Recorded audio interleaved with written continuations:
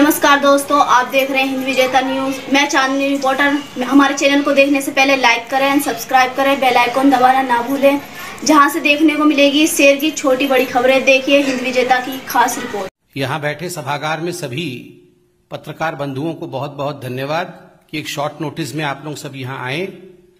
और आज मैं बताना चाहूंगा कि ये जो प्रेस वार्ता है, ये जन साधारण के लिए बहुत महत्वपूर्ण प्रेस वार्ता है। खास करके आप जानते हैं, हिंदुस्तान और पूरा विश्व कोविड से लड़ रहा है और आज हिंदुस्तान जिस प्रकार से सेकेंड वेव से लड़के वैक्सीनेशन के माध्यम से आगे बढ़ रहा है, कुछ ऐसी राजनीतिक पार्टियां हैं और खास करके कांग्रेस पार्टी जो इस वैक्सीनेशन ड्राइव को डिरेल करना चाहती है, भ्रम का वातावरण तैयार करना चाहती है, भ्रम फैलाना चाहती है वैक्सीनेशन को लेकर। उस विषय में यह प्रेस कॉन्फ्रेंस है। बंधुगण, आज कांग्रेस पार्टी ने एक महापाप किया है। मैं इसे महापाप कहूंगा क्योंकि जिस प्रकार का भ्रम कोवैक्सीन को लेकर, जो भारत में निर्मित वैक्सीन है, कोविड का वैक्सीन है, उसको लेकर जिस प्रकार का भ्रम आज कांग्रेस पार्टी ने सोशल मीडिया और प्रेस कॉन्फ्रेंस करके उनके प्रवक्ता ने फैलाया है, यह महापाप है। अपने इस प्रेस कॉन्फ्रेंस में पवन खेड़ा ने जो बाइट उन्होंने दिया है टीवी में, और खास करके गौरव फांडी जो कि कांग्रेस पार्टी के नेशनल कन्वीनर हैं, उनके सोशल मीडिया के, उन्होंने यह आक्षेप लगाया है कि जो कोवैक्सीन है उसमें गाय के बछड़े का सीरम होता है, उसमें गाय के बछड़े का खून होता है। मुझे बताते हुए बड़ा दुख हो रहा है कि जब हमने ट्विटर के माध्यम से, जब हमने सोशल मीडिया में इस प्रकार के प्रचार को देखा, तो उसमें यहां तक बातें की गई थी कि काउ स्लॉटर करके, गाय और बछड़ों को मार करके ये वैक्सीन तैयार किया गया है। इस प्रकार का भ्रम कांग्रेस पार्टी फैला रही है। इससे पहले कि मैं कांग्रेस पार्टी के सत्य को उजागर करूं, मुझे लगता है भारत की जनता के लार्जर इंटरेस्ट के लिए इस भ्रम को त्वरित खारिज करना चाहिए और जो वैज्ञानिक विधान है उसको भारत के जनता के सामने तत्क्षणात रखना चाहिए, ताकि किसी के मन में अगर रत्ती भर का भी कोई संशय आया हो तो वो संशय मिट जाए। पहली बात तो यहां भारतीय जनता पार्टी स्पष्ट करना चाहती है, और एक पॉलिटिशियन होने के नाते नहीं, और केवल एक डॉक्टर होने के नाते भी नहीं, जो साइंटिफिक कम्युनिटी ने और जो हेल्थ मिनिस्ट्री ने अभी क्लैरिफिकेशन दिया है इस विषय को लेकर, वो क्लैरिफिकेशन पब्लिक डोमेन में मौजूद है। और स्पष्ट रूप से ये क्लैरिफिकेशन और साइंटिफिक डोमेन आज हिंदुस्तान का कहती है कि कोवैक्सीन में कोई बछड़े का सीरम या गाय का खून नहीं है। कोई भी कोवैक्सीन में बछड़े या गाय का सीरम नहीं है, कोई भी खून नहीं मिला हुआ है, नंबर 1। और नंबर 2, यह वैक्सीन पूर्णतः सेफ है। इसमें किसी प्रकार का कोई अपभ्रंश, जिस प्रकार का एक कम्युनल एंगल देते हुए इसे अपभ्रंशित करने की कोशिश की जा रही है, ऐसा कोई अपभ्रंश नहीं। देखिए, मैं एक डॉक्टर भी हूं, मैं इसे टेक्निकली थोड़ा सा 10-20 सेकंड में आपको समझाना चाहूंगा। ये जो काव या काफ मतलब बछड़ा होता है, ये जो काफ का सीरम होता है, ये सीरम किस लिए इस्तेमाल किया जाता है? ये एक लॉन्ग स्टैंडिंग ग्लोबल प्रैक्टिस है। कई वैक्सीन में, पोलियो की वैक्सीन में, रेबीज की वैक्सीन में, इन्फ्लुएंजा की वैक्सीन में, इनिशियल तौर पे ये सीरम इस्तेमाल किया जाता है ताकि जो वेरो सेल्स हैं, जिस सेल में वायरस को रेप्लिकेट कराना है, उस सेल को एनरिचमेंट, अगर मैं साधारण हिंदी में कहूं तो खाद का काम करता है। ये सेल जब ग्रो कर जाती हैं, वेरो सेल्स ये कहलाती हैं। इस वेरो सेल में बाद में जो कोविड के वायरस होते हैं वो वायरस छोड़े जाते हैं, कोरोना के वायरस छोड़े जाते हैं। ये वायरस इन सेल्स में रेप्लिकेट करती है, और रेप्लिकेट करते समय ये जो वेरो सेल्स होते हैं वो संपूर्णतः खत्म हो जाते हैं। और एक महत्वपूर्ण बात, वैक्सीन बनाने से पहले ये जो वेरो सेल्स जिसमें कल्चर किया जाता है, उसको अच्छी तरीके से धोया जाता है केमिकल्स के माध्यम से, ताकि उसमें किसी प्रकार से कोई सेरम का इंग्रेडिएंट नहीं रहे। वैसे भी वेरोसेल समय के साथ समाप्त हो जाता है और उसके अंदर जो वायरस रेप्लिकेट करते हैं उन वायरसेस को निकाल करके उस वायरस को इनएक्टिवेट करके, क्योंकि ये डेड वायरस वैक्सीन है, उसको इनएक्टिवेट करने के बाद कोवैक्सीन बनाया जाता है। ये सारे विषय बड़े स्पष्ट रूप से टेक्निकली हमारे देश के बड़े वैज्ञानिकों ने समझाया और समय समय से समझाया। उसके बावजूद कांग्रेस पार्टी ने जिस प्रकार की उद्दंडता की, धृष्टता की, महापाप किया है, the Congress party has sinned today.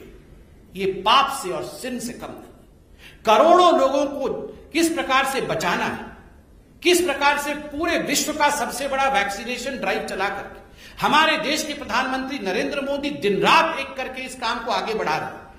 विश्व का सबसे बड़ा वैक्सीनेशन ड्राइव चल रहा है और कांग्रेस पार्टी का एक ही ध्येय, और वो ध्येय है Daryl the vaccination process of India.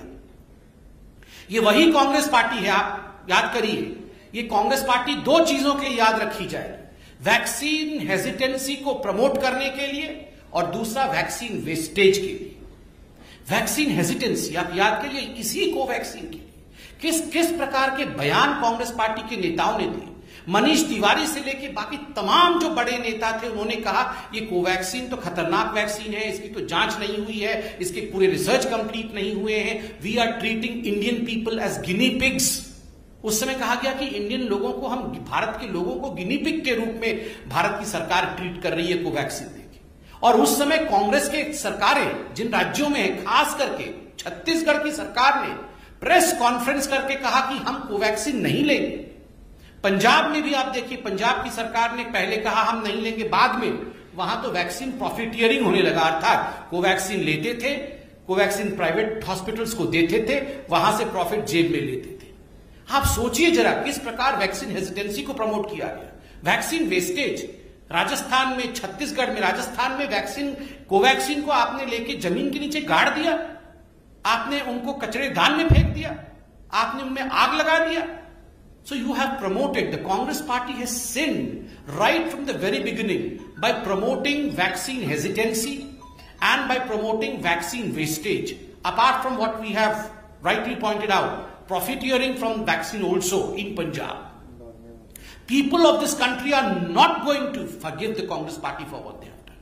और आज इस मंच पे से भारतीय जनता पार्टी पूरी रेस्पॉन्सिबिलिटी के साथ, जिम्मेदारी के साथ एक ही सवाल कांग्रेस पार्टी से पूछ रही है। आदरणीय सोनिया जी, राहुल जी, प्रियंका जी, आप तीनों ही कांग्रेस ने, you three are the Congress. आप तीनों बताएं, आप तीनों ने कब अपना पहला डोज लिया और कब अपना सेकेंड डोज लिया है? क्या गांधी परिवार वैक्सीनेटेड है या गांधी परिवार वैक्सीनेटेड नहीं? गांधी परिवार कोवैक्सीन पर विश्वास करती है या गांधी परिवार कोवैक्सीन पर विश्वास नहीं करती? और यह सवाल केवल भारतीय जनता पार्टी का नहीं है, यह सवाल समूचे हिंदुस्तान का है कि क्या वो लोग जो चाइना में जाके एमओयू साइन करते हैं, क्या वो लोग जो डोकलाम में जिस प्रकार का बर्ताव करते हैं, क्या वो लोग जो फॉरेन कंट्रीज में जाकर के हिंदुस्तान के मस्तक को झुकाने का काम करते हैं, वो हिंदुस्तान के वैक्सीन के ऊपर, हिंदुस्तान के इंडिजिनस प्रोडक्ट के ऊपर विश्वास करते हैं और है या नहीं? और राहुल जी, सोनिया जी और प्रियंका जी जवाब दें कि वो वैक्सीनेटेड है या नहीं। बंधुगण, आज से ठीक एक हफ्ते पहले रॉबर्ट वाड्रा, गांधी परिवार के एक और रत्न, उन्होंने भी कहा था कि लोग भ्रमित हैं, लोग जानते नहीं हैं ये वैक्सीन कैसे बनते हैं, इनका कॉम्पोजिशन क्या है, इनके साइड इफेक्ट्स क्या है। रॉबर्ट वाड्रा जी, आपके पास तो इतनी जमीन है, मेडिकल कॉलेज खोल के भर्ती होइए, वहां पर पूरा पढ़ के आइए प्रोसेस वहां से। जब कोवैक्सीन लॉन्च होता है तब कहते हैं हम कोवैक्सीन लेंगे नहीं, इससे खतरा हो जाएगा। जब पूरा पीक पे रहता है सेकेंड वेव तो कहते हैं हमारा कोवैक्सीन कहां है, हमारे बच्चों के कोवैक्सीन कहां चले गए। क्या मजाक बना के रखा हुआ है कांग्रेस पार्टी ने। और देखिए, एक बहुत बड़ा त्रासदी है पूरे विश्व का। इस त्रासदी में हम सब की आवश्यकता है कि हम साइंटिफिक बेंट ऑफ माइंड, वैज्ञानिक दृष्टिकोण के साथ आगे बढ़े, न कि इस प्रकार की बातों के साथ जो भ्रम कांग्रेस पार्टी फैला रही है या फैला चुकी है और जो आज हम डिस्पेल कर रहे हैं। मगर इसका सवाल जो हमने पूछा, इसका जवाब जरूर दे सोनिया जी, राहुल जी, प्रियंका जी और वाड्रा जी भी दे दे कि इन्होंने सारे लोगों ने, चारों ने वैक्सीन लिया है कि नहीं लिया है, कब लिया है, कौन सी वैक्सीन ली है, कोवैक्सीन पे विश्वास करते हैं या नहीं करते हैं, ये सब जरा बता दें। बहुत बहुत धन्यवाद। कोई आपके मन में प्रश्न हो तो अवश्य पूछें। ये सर, 2 दिन पहले मैं आईएमए के प्रेसिडेंट का इंटरव्यू किया था, उन्होंने कहा कि ये जो वैक्सीनेशन प्रोसेस है this should be speeded up और it should be much faster. With the statement that has come today, do you feel that this is not helping in the purpose of vaccination process and hesitancy that has been created from the group? See, number one, as far as the vaccination process, the speed and the scale in India is concerned, there is no doubt that India is in fact one of the fastest moving vaccinating country. Look at the size of this country. But despite this size, way India has moved ahead with vaccination is something which is quite applaud worthy. We should applaud India's vaccination process. Number two, as far as suggestions from various quarters that the speed should still be high, for that, in fact, the Government of India has rolled out an action plan as to how the Government of India is going to vaccinate most of the Indians by the end of this year, and we all are aware of it. We should have complete faith in the Government of India's plan. As far as promoting vaccine hesitancy is concerned, I reiterate that present day's functioning of every person in India should be with a scientific bent of mind. And of course, when politicians who are great contributors as far as influence is concerned, when they come out and speak the way the Congress politicians and some in Samajwadi Party have been speaking, remember, there was time when some politicians said that this vaccine is not an Indian vaccine, this is a BJP ka vaccine. And I will not take the vaccine. मैं तो vaccine लूंगा नहीं, जब हमारी सरकार आएगी तब हम vaccine देंगे. And then we had slew of Congress leaders who in fact did not show any interest in Covaxin. Rather, they pointed fingers toward Covaxin. And of course, with today's statement, which is a sly attack on Covaxin, vaccine hesitancy would be promoted, which would not be fair for the vaccine drive of India. Thank you.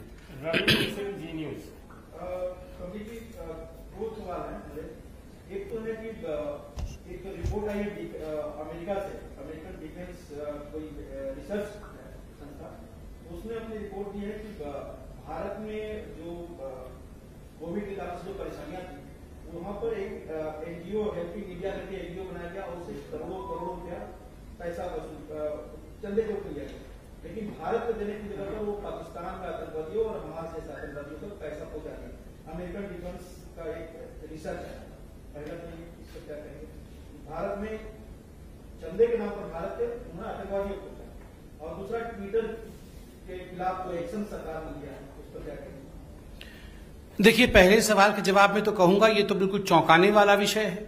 जिस प्रकार से आपने अभी जी news के माध्यम से हमें बताया और बाकी चैनल भी शायद इस विषय को उठा भी रहे होंगे, ये चौंकाने वाला विषय है कि भारत में कोविड के लोगों की मदद करने के लिए अगर बहुत बड़े कंट्रीब्यूशन भारत के लोगों से लिया गया और बाद में उसको आप पाकिस्तान और खास करके जैसा आपने बताया कुछ आतंकवादी संगठनों की मदद के लिए ये पैसा डाइवर्ट किया जा रहा है, मैं बिल्कुल कह सकता हूं सरकार इस विषय का संज्ञान अवश्य लिया होगा। सरकार ने इस विषय की जांच होगी और किसी भी इस प्रकार के एनजीओ को या संगठन को बख्शा नहीं जाएगा, क्योंकि ये भारत के कानून के खिलाफ है, नंबर एक।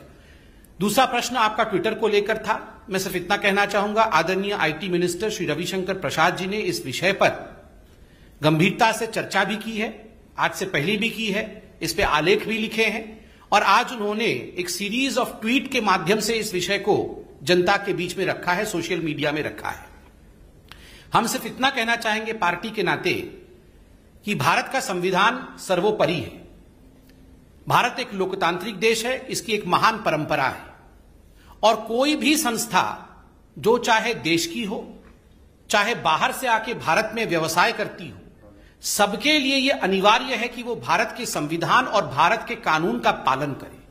अगर भारत के पार्लियामेंटेरियंस भारत के सदन में, पार्लियामेंट में कोई कानून पारित करते हैं, सभी का कर्तव्य है, चाहे वो भारत के नागरिक हो, चाहे भारत में बिजनेस करने वाले वाणिज्य की संस्थाएं हो, चाहे वो प्लेटफॉर्म्स हो, सभी के लिए अनिवार्य है कि उन कानूनों का जिनको कि विदित हिंदुस्तान के संसद ने किया है उसका पालन करे, और जो इसका पालन नहीं करेगा स्वाभाविक है जो हमारे देश के नियम है उसके अनुसार कार्यवाही होती है। हमें सिर्फ इतना ही कहना है। बाकी आईटी मिनिस्टर रविशंकर प्रसाद जी ने इस पर बहुत गंभीरता के साथ और बहुत विस्तृत जानकारी उस पर रखा है उन्होंने।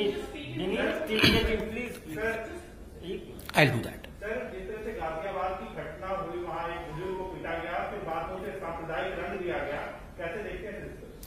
देखिए, भारतवर्ष में एक ऐसा भारत को टुकड़े में बांटने वाला गैंग है, भारत तोड़ो गैंग है, जिनका एक ही उद्देश्य है, भारत में भ्रम फैलाना, किस प्रकार से भारत में विद्वेष फैले, धार्मिक विद्वेष फैले, दंगे हों और उससे वो राजनीतिक बेनिफिट ले।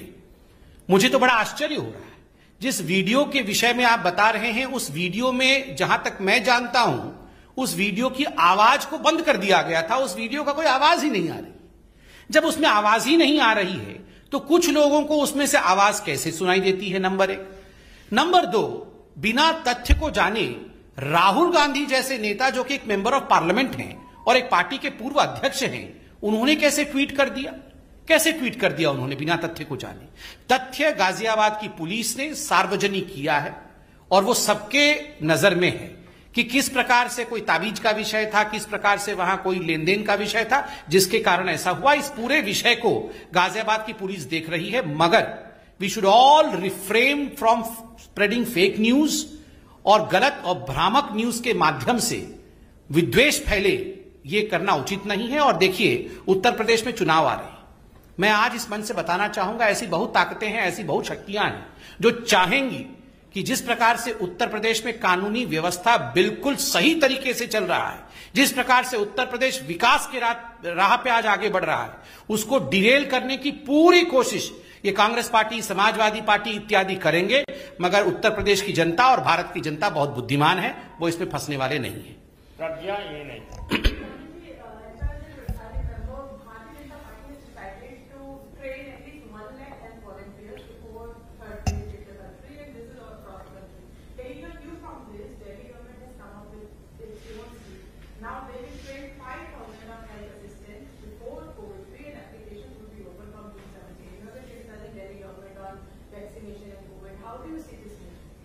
Thank you for the question, Pragya.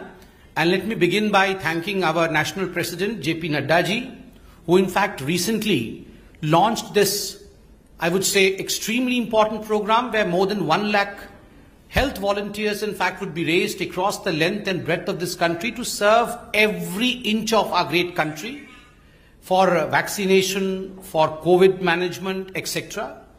And this is a welcome move. I take the opportunity of thanking Nadda ji. But of course, Delhi government, you say, probably copied from this. I would refrain from saying so. It's their wish. They are also a government. They can do so. But my only suggestion to Mr. Kejriwal ji is, the only question rather to Mr. Kejriwal ji is, if similar preparations would have been made in Delhi during the second wave, probably Delhi would not have seen a maximum deaths in India. Delhi would not have seen the kind of situation that we all saw during the second wave. Ironically, during the second wave, if any question was asked to Mr. Kejriwal, his only answer was, Modi ji ne karne nahi diya, hame central government ne rok liya, hum to sab kuch karna chahte the. And now he's saying that he's prepared for everything. So both cannot be true. He was busy advertising during the first phase. He is in fact advertising yet again. I hope he really starts working and improves the condition of Delhi. In English.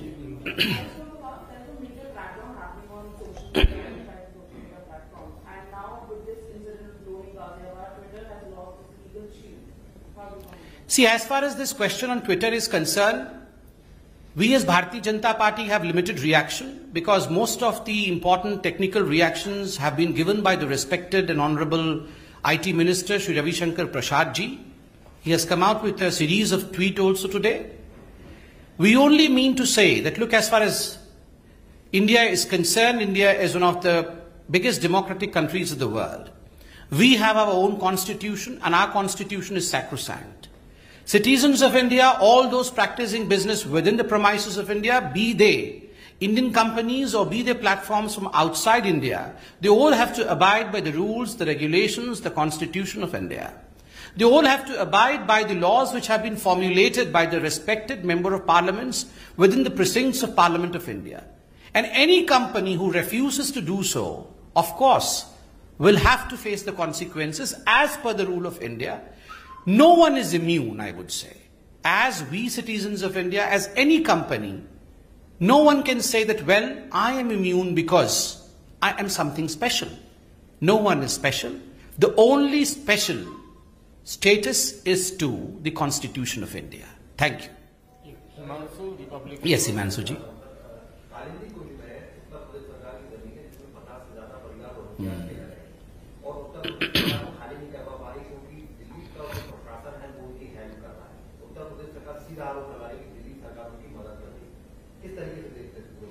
देखिए, जिस प्रकार से अभी कुछ दिन पहले आपने देखा कि जो रोहिंग्यान्स को इंडिया में रखा गया था और खास करके दिल्ली के जिस स्थान के विषय में आपने कहा वहां आग लगी थी, उसके बाद वहां एक राजनीति और खास करके मैं यहां गुरेज नहीं करूंगा, अमानतुल्लाह खान इत्यादि के द्वारा बहुत बड़े तादाद में हो रही है कि इन रोहिंग्यान्स को आप लेकर के सरकारी जमीन के ऊपर बसाओ। देखिए, सरकारी जमीन पर किसी को बसाया नहीं जा सकता, यह हिंदुस्तान का कानून है। और जिस प्रकार की राजनीति आम आदमी पार्टी, जो तुष्टीकरण की राजनीति आम आदमी पार्टी कर रही है, ये बिल्कुल स्वाभाविक है, ये हम सब जानते हैं। और केवल आम आदमी पार्टी नहीं, कांग्रेस पार्टी, आम आदमी पार्टी इसी प्रकार की तुष्टीकरण की राजनीति करती रही है, तभी वो CAA के खिलाफ हमेशा से ही आवाज उठाते रहे। मैं तो इतना ही कहना चाहूंगा कि देखिए, वास्तविक रूप में अगर आम आदमी पार्टी को आप देखेंगे तो ये रोहिंग्यान भक्त है। आजकल राम भक्त बनने की एक्टिंग कर रहे हैं, क्योंकि वो कहीं ना कहीं चुनाव में प्रवेश करना चाहते हैं वास्तविक रूप में वो रोहिंग्यान भक्त। बहुत बहुत धन्यवाद।